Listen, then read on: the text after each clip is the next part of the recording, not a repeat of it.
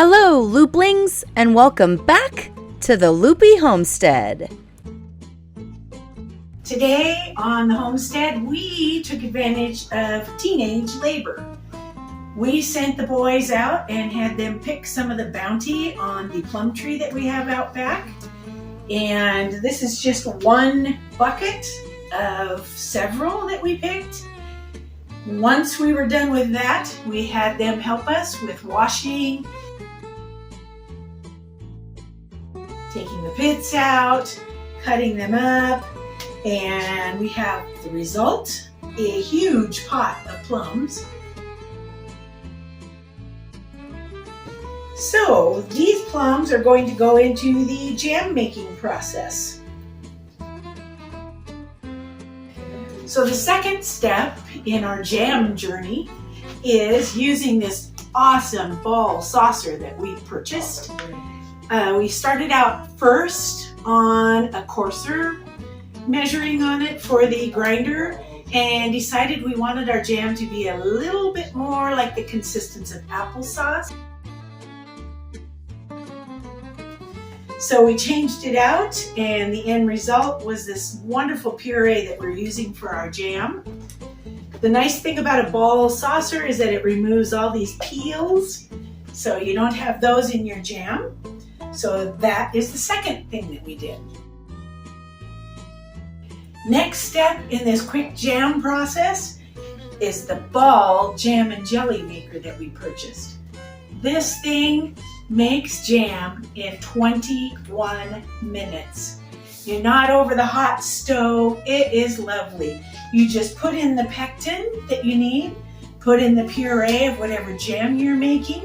At 4 minutes in, the paddle turning around will give you a beep telling you that it's now time to add the sugar. And from there, it processes the rest of the way all on its own.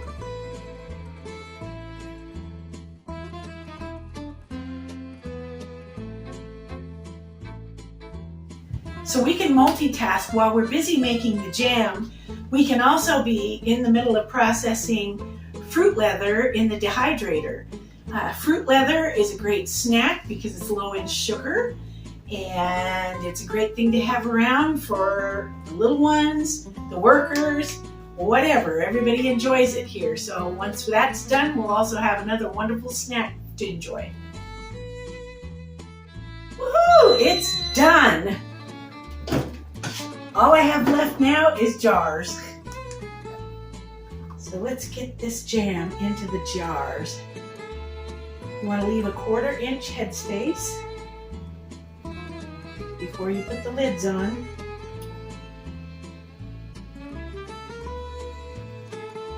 About there.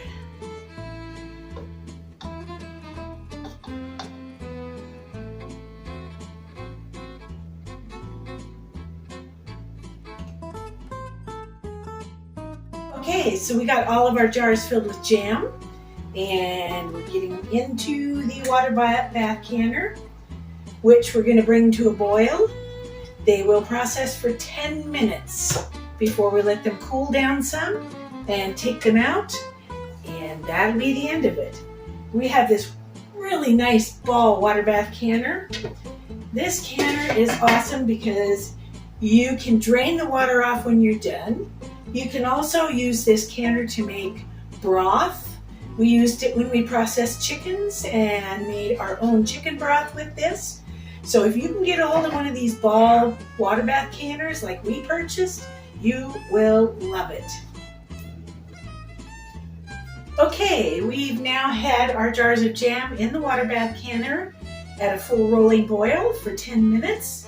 The timer has gone off, so we have turned it off and are just waiting for it to cool a little bit, and then we're going to take our jars out, let them cool down, and wait for them to seal.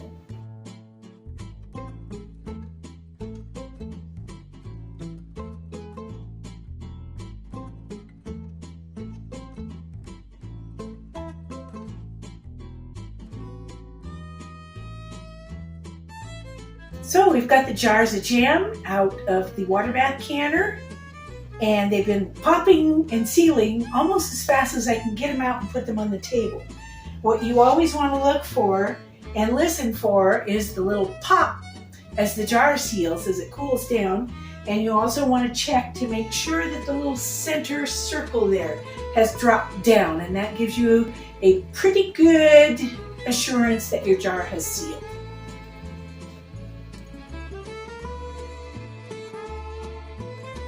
And there's our finished product. We hope you enjoyed seeing what we do with our plethora of plums. Thanks for joining us back on the homestead. If you'd like to stay in the loop, please like and subscribe to our channel.